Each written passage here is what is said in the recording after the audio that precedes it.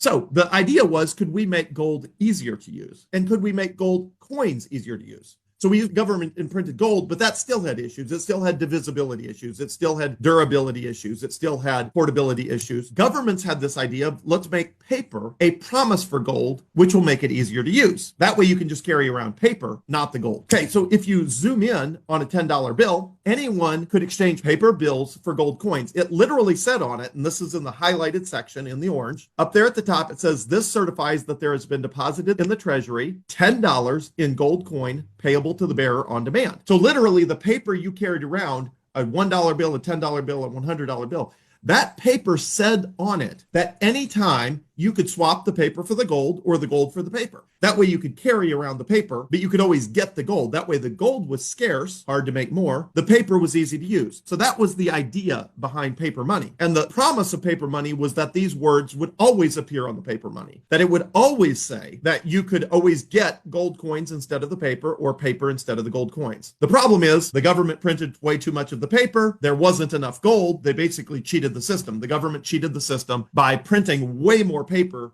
than they had gold in Fort Knox. So in 1971, the government broke the promise and changed the words on the paper to just Federal Reserve note. They deleted all the part about where you could exchange it for gold or vice versa. Paper money just became paper. It was just paper.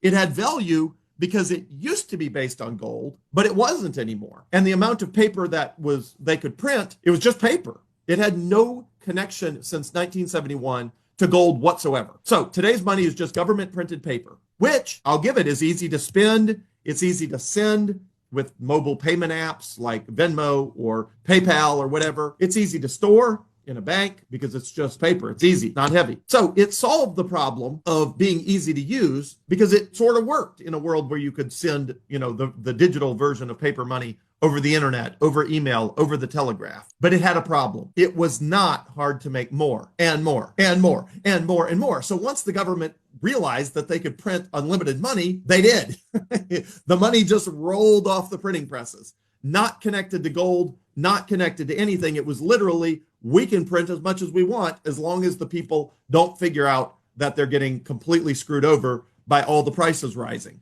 And technology made the printing of that money even easier. They just print numbers. They print ones and zeros. Literally, the numbers that control how much money there are, they're just in a database at the Federal Reserve. And when they want to make more money, they just change the numbers. Like it doesn't even require a printing press. They just make up money out of thin air.